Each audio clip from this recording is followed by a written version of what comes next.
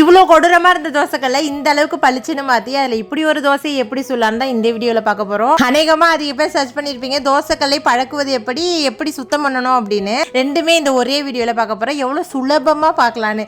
ஏன்னா போடுறவங்க எல்லாருமே 10 வீடியோ பார்த்துருப்பா. அதுல எல்லாத்துலயுமே வந்து ஈஸியா தோசைகளை சுத்தம் பண்ணிடலான்னு அந்த ஈஸியா தான் இப்ப பார்க்க போறீங்க. இதெல்லாம் ஆனா உண்மைதான். அடுப்பு நல்லா ஹை ஸ்பீட்ல வச்சுட்டு தோசைக்கல்ல போட்டு அந்த ஸ்டீல் ஸ்க்ரப்பர் இருக்குல்ல அதை வச்சு நல்லா தேய்த்தேன்னு தேய்ச்சா அந்த 10 வந்துருது ஓரளவுக்கு. அப்புறம் வினிகர் லெமன் லிக்யூடுன்னு எல்லாத்தையும் போட்டு தேய்க்க சொன்னாங்க. நானும் அவங்க சொன்னதெல்லாம் தான் போட்டேன். எதுவுமே ஒர்க்கட்டே ஆகல. தொட்டவொடனே பேத்துக்கிட்டு வந்துடணும்னு சொன்னாங்க. அதெல்லாம் சுத்த போய் நம்ம எந்த அளவுக்கு தேய்ச்சி எடுக்கிறோமோ அந்த அளவுக்கு அதுலேருந்து 10 வந்துடுது. ஆனால் அடுப்பில் வச்சுக்கிட்டே தேய்க்கிறதா நல்லது. சூடுபடும் அப்படிங்கிறவங்க கொஞ்சம் பாதுகாப்பாக தேய்ங்க. நான் ஓரளவுக்கு தேய்ச்சி எடுத்துட்டு சால்ட்டை போட்டு நல்லா தேய்ச்சி விட்டுட்டேன்.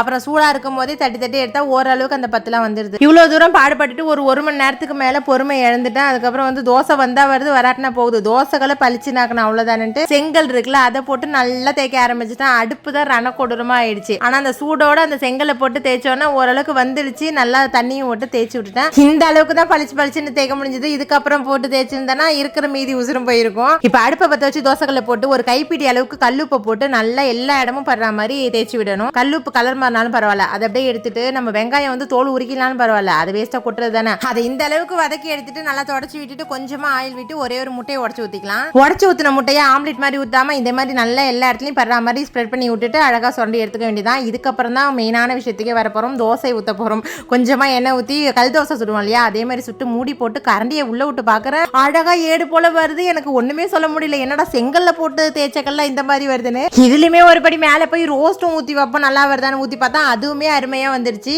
இதுல இருந்து என்ன சொல்ல வரனா நம்ம என்ன இருந்தாலும் கஷ்டப்பட்டாதான் அதுக்கான பலன் கிடைக்கும். சும்மா இருந்தீங்கன்னா 1 மணி நேரம் உட்காந்து ட்ரை பண்ணி பார்த்துட்டு எப்படி இருக்குன்னு சொல்லுங்க.